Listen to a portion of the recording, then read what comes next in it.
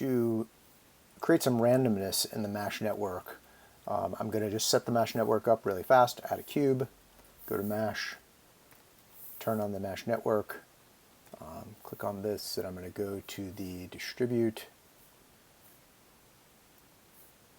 node. Let's click on this. There it is. Now I give my distribute node center.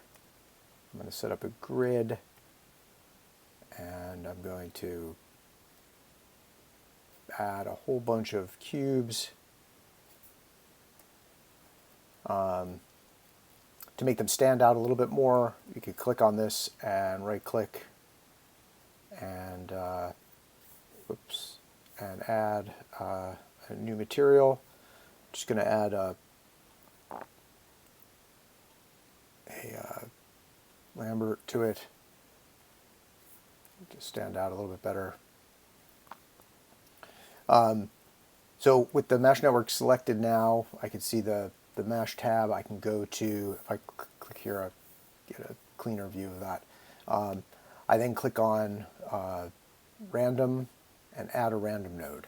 And now you can see that the objects, that my cubes are sort of randomized based on their position, one unit randomized from their original position, and I can push that further. It gets more interesting when you start to play with the rotation of them. And then maybe even more interesting when you start to play with the scale. So now I can push the scale in all 3 dimensions, or I can say uniform scale, and then that's all just based on the X. So the objects can go up and down in size and create some interesting shapes based on random kind of positions and rotations.